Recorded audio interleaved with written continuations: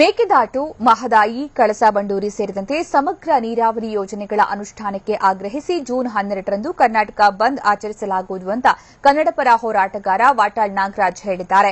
ರಾಮನಗರದಲ್ಲಿ ಮಾತನಾಡಿದ ಅವರು, ಅಂದು ವಿವಿಧ ಕನ್ನಡಪರ ಸಂಘಟನೆಗಳಿಂದ ಬಂದ್ಗೆ ಕರೆ ನೀಡಿದ್ದು, ಔಷಧ ಮಳಿಗೆ ಸೇರಿ ತುರ್ತು ಸೇವೆಗಳಿಗೆ ವಿನಾಯಿತಿ ನೀಡಿದ್ದೇವೆ ಅಂತ ಹೇಳಿದರು. 12ನೇ ತಾರೀಕು ಜೂನ್ 12 ಕರ್ನಾಟಕ ಬಂದ್. ಜೂನ್ 12 ಕರ್ನಾಟಕ ಬಂದ್. ಬಯಲು ಸೀಮೆ ಕುಡಿಯುವ ನೀರು, ಮಹದಾಯಿ ಮತ್ತು ಇರತಕ್ಕಂಥ ಈ ಒಂದು ಮೇಕೆದಾಟು ಇದು ತೀವ್ರವಾಗಬೇಕು ಅಂತೇಳಿ 12ನೇ ತಾರೀಕು ಜೂನ್ 12 ಕರ್ನಾಟಕ ಬಂದ್ ಸಂಪೂರ್ಣವಾಗಿ ಬೆಳಗ್ಗೆ 6ರಿಂದ ಸಂಜೆ 6ರವರೆಗೆ ಕರ್ನಾಟಕ ಬಂದ್. ಆಸ್ಪತ್ರೆಗಳಿಗೆ ವಿನಾಯಿತಿ, ಮಾಧ್ಯಮಗಳಿಗೆ ವಿನಾಯಿತಿ, ಔಷಧಿ ಅಂಗಡಿಗೆ ವಿನಾಯಿತಿ, ಆಂಬುಲೆನ್ಸ್ಗಳಿಗೆ ವಿನಾಯಿತಿ.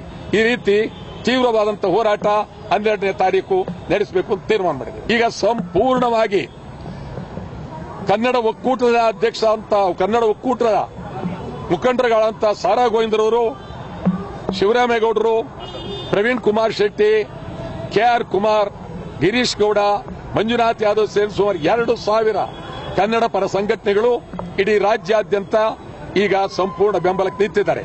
ನಿನ್ನೆ ಸಿಪಿಐನವರು ಸಂಪೂರ್ಣವಾಗಿ ಅವರು ಕಾರ್ಮಿಕ ವರ್ಗ ಸಂಪೂರ್ಣ ಬೆಂಬಲ ಕೊಡಗಿದ್ದಾರೆ. ಮಿಕ್ಕ ಎಲ್ಲರನ್ನೂ ನಾವು ಬೆಂಬಲ ಕೇಳ್ತಾ ಇದೀವಿ. ಈ ಬೆಂಬಲಕ್ಕೆ ಸ್ವಲ್ಪ ಹೆಚ್ಚು ಕಡಿಮೆ ಎಲ್ಲರೂ ನಮಗೆ ಬೆಂಬಲ ಸಿಗುತ್ತೆ.